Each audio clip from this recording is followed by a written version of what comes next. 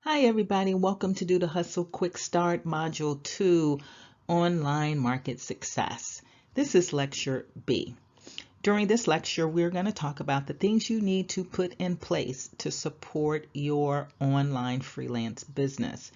Whether you're doing a side hustle, you may not have to implement all of these, but certainly if you want to build a substantial business, you are going to have to put certain things in place. What we're talking about is building a gigpire. Now, gigpire is a term that I trademark for a self-employment empire. I'm talking about solopreneurs who have shattered the 6 and even the 7-figure barrier. They don't have employees, but they do have teams. So let's take a look at how you can be in this online gig marketplace and build your gigpire. There are 3 basic building blocks that are fundamental. Number 1 is focus. We've already talked a lot about that when we were exploring who you are and what is your offer in the marketplace. We also talked about getting crystal clear on who you would be poised to serve. You need to be focused because if you are not, you are going to be trying to sell something to most people who don't want it.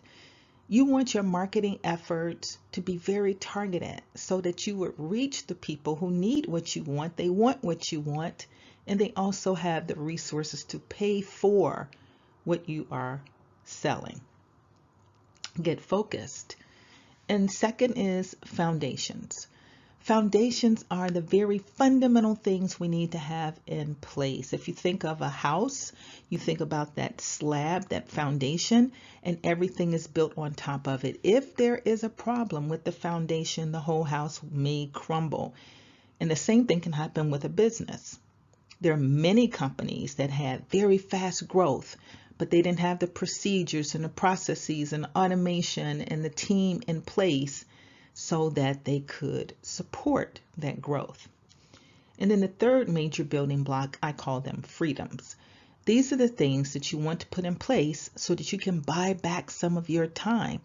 I don't think anybody goes into business to just work and never have any free time. So we want to build in freedoms so that you can enjoy the fruit of your labor. Firm foundations, 2 areas. Number 1 is legal. We're going to cover that in another lecture. But suffice it to say, we need to have our legal in order. If not, the IRS could close our company, or some other federal or state entity could give us such heavy fines that we can't even afford to pay them. So we'll talk about that in another lesson. Today we're going to focus more on the digital foundations. What are the fundamental digital tools you need to have in place to support the growth of a large company? With this digital checklist, let me give you a caveat. Everybody would not need everything that's on this checklist, and that really is okay. This checklist is meant to be a tool that you can use, and depending on what the focus of your business is, how you operate it, what the structure is, the model, all of those good things will determine how much of this, if any of this, you need to have in your business. Many freelancers who are in the online gig marketplace are lean. They don't have a lot of things we think about in terms of business success. So you determine, what do you need? First thing is a domain name. We talked about that as being a tool that you would use to identify your company, and you would be able to get your emails under your domain name. Whether you need that or not is up to you to decide. There are many freelancers who never do it, especially those who are doing side hustles. The same thing with a website. I like a website because I know that when people are hiring independent contractors, freelancers, consultants, whatever you want to call it, when people are hiring us, they want to look around the web and find us. They are going to research us and see what they can see. So if we have our own website, it is one way for us to control that discussion. They will see what we put up, and also we can attract people who may not even be looking for us specifically, but they are looking for the offers that we make. Email. I'm talking about an email service, not a Gmail account. By email service, I mean a tool that you can use where you would segment your mailing list and you can send out very targeted emails. This is a bulk email service. So as you get people into your email list, you can decide based on some of the actions that they've taken, their interest, what kind of nurturing campaigns are targeted to them. You really need an email service if you intend to grow. Scheduling software. Again, many freelancers who are working in the gig marketplace, they don't schedule meetings with their customers. They do everything inside the app that they're working on. But if you're growing, then you probably want some type of scheduling software where you will be given a link that you can provide to people, and that'll cut down on all of that back and forth when you're trying to have a conversation with someone. Branding. Many freelancers, once again, never do any branding. They don't even have a real business name. They work under their first and last name only and their own social security number. You can do that. But if you're growing a big business, you probably want some branding. Now, don't get hung up on branding. I've seen so many people get stuck in the revolving door around and around and around.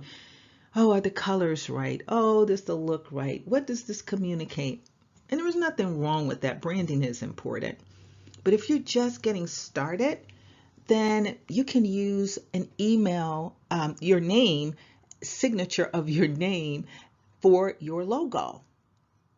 Yeah, and you can choose colors that you like.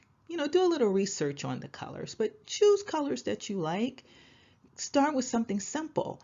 And then once you begin to earn more and more income, you can become more and more professional. And you can get an expensive logo done. You can get a cheap logo done. We don't need to spend so much time on that at the beginning. Video conferencing. Something like a Zoom where you have video conferencing for connecting with clients and one-on-one appointments. Zoom does have a free version where you can be on for 40 minutes. But if you know that your meetings are going to be beyond that, go ahead and get the $14.99 version of Zoom. It's very embarrassing if you're talking to a potential client and all of a sudden you're disconnected because you have the free account. Sales pages. I forgot to give you this caveat.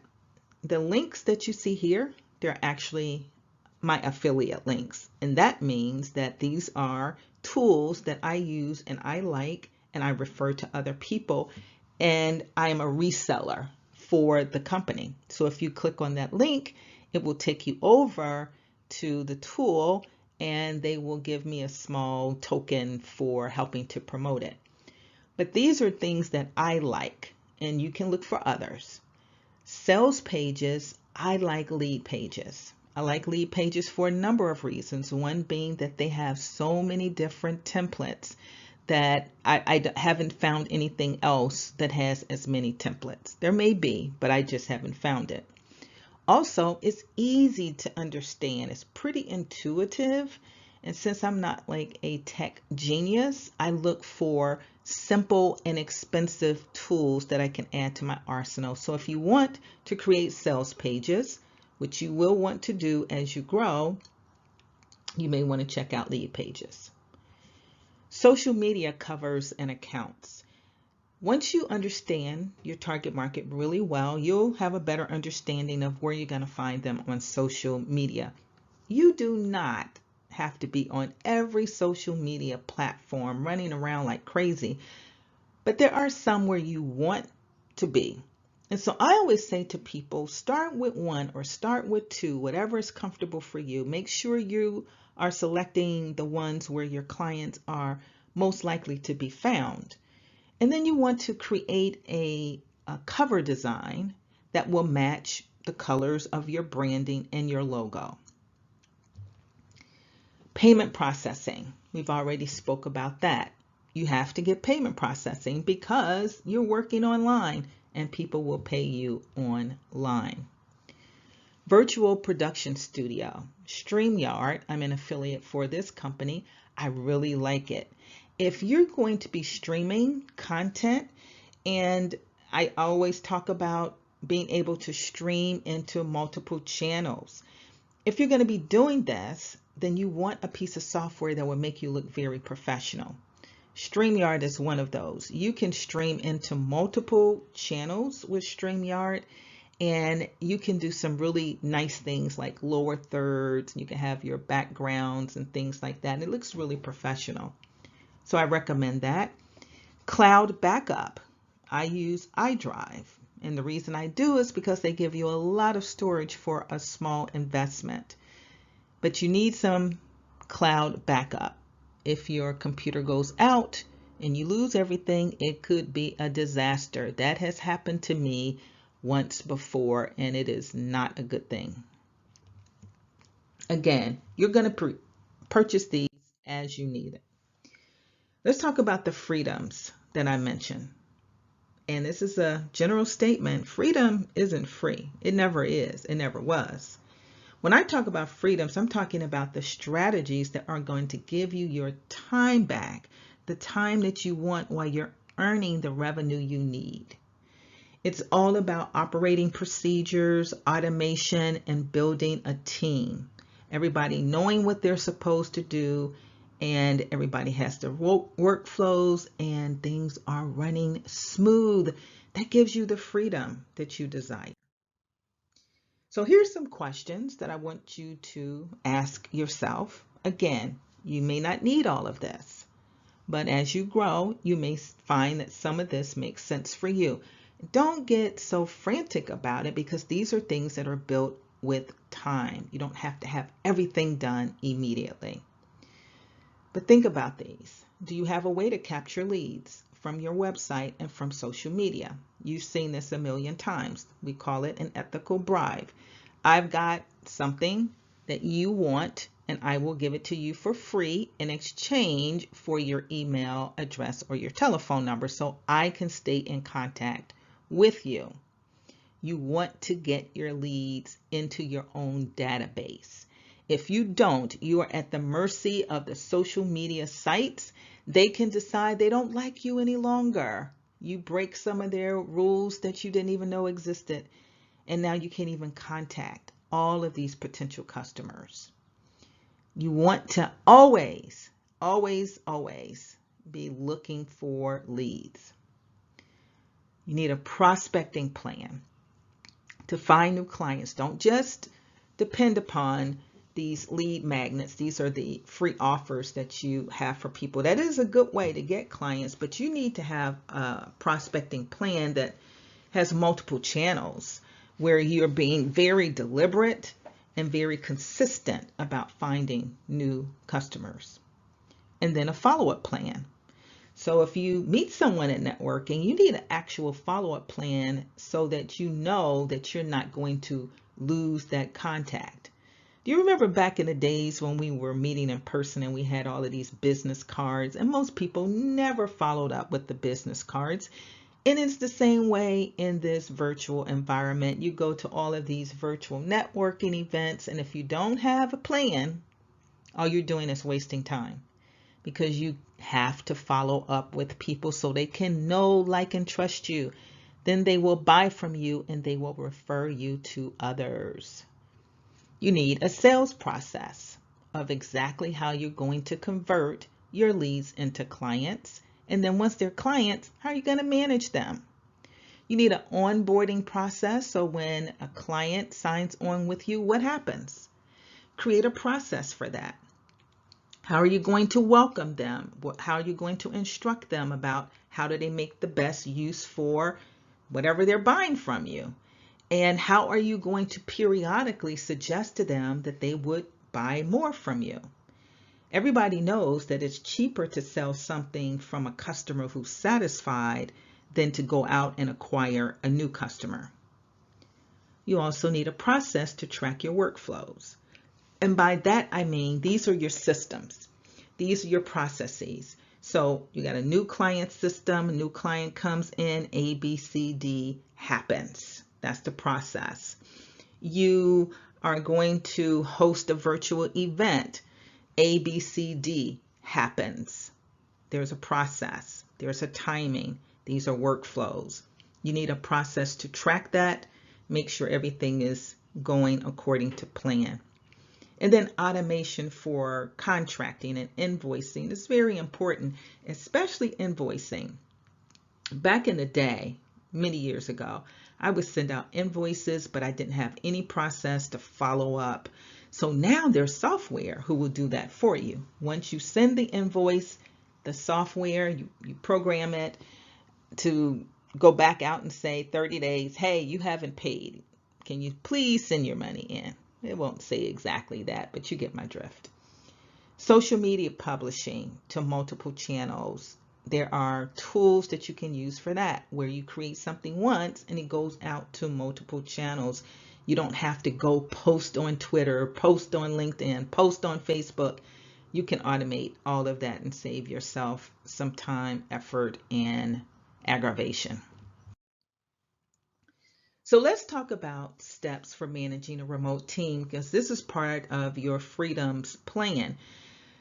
Have an effective remote communications plan. Don't just have teams that never know when to communicate with you. You want to have a structured, maybe 30-minute one-on-one with your various team members so that you guys can track everything that's happening. And you also want to do other things too, like make sure that you've got expectations clear and they're in writing so they don't say, oh, I didn't understand you to mean that. Put everything in writing. I always tell people when you are dealing with team members, it is better to record every time you have a conversation with them in a Zoom account so that if there's any discrepancies, you can go back and say, no, that's not what we agreed to. And here's the clear expectations, verbalize it, send it to them in writing. Creative team building. This is very important. We know that remote teams are saying they don't feel like they are a team because they don't see each other and they're not sharing coffee together and so on and so forth. But there are ways that you can bring your team together and have some fun. You know, you can do some of your Zoom meetings and have something delivered to everybody's house like the day before, ice cream or some snacks or something, and do an ice cream social on Zoom and have someone come in and run games and just have a good time. Build your team. Collaboration and training tools. You will want to use those because that'll be a good way for you to track what actually is happening and for people to collaborate. If you need 3 or 4 people to work on the same project, you need to have some kind of tool where everybody can know what everybody has done. Flexibility. I have this on the list because remote teams tend to be very flexible, meaning it doesn't matter if they're not working 8 to 10. If they're not a morning person and it doesn't conflict with some of your business operations, then so what? If they put those hours on the back end, be flexible with them and you'll get the most out of them. And then of course you got to ensure that the resources they need are available. Too many times people are managing remote teams and they're saying, you know, this isn't working, that's not working, but the person keeps telling you, hey, I need X, Y, and Z. So you got to make sure they have what they need so that they can do the work that you're paying them for. Now, here's a talent method that I suggest to people who want to build a gigpire, a self-employment empire, using the online gig economy. Try partnerships. Partnerships work great. You will find in these online gig marketplaces that there are more agencies there. And a lot of these are not what we used to think of as agencies with all of these staffing and all of that. A lot of these are partnerships. People find other people on the apps where they are working or in some of the social media groups, and they say, hey, let's work together and go after some larger opportunities. This is how most of those agencies on these platforms are getting started. Partnerships. Having the app on your phone is an absolute necessity. And we covered many of the things you need to have on your phone so you can respond to opportunities quickly. One of the things I tell people is if you have someone who's helping you with business development and you can have that person work for you for free, if they get a percentage of the business that they bring in for you. So that's a possibility. But I really think if you want to build something up, a gigpire, then you really want to have somebody who's assigned to that app where you're getting most of your work from. And maybe they're working it 4 hours a day or something where they are literally looking for opportunities and they are applying for opportunities. So you get up the next day and you see that there are, 2, 3, 4 offers on the app waiting for you because you have somebody who actually has a sales process where they are finding things to do for the company. And I mentioned this before, learn from the top earners. Don't go this alone. There's no reason. There's no reason. You are your own company, but there are people who are experts who are making 6 figures, deep into 6 figures on these apps, and they can help you do the same thing.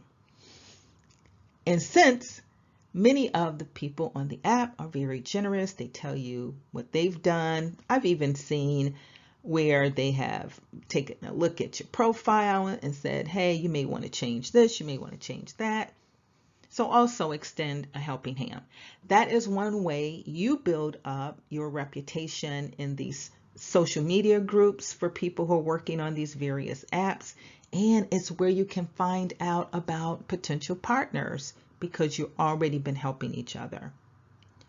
Networking online is a must, but only if you've got a process to follow up. Don't spend all of your time networking and saying, oh, you're prospecting.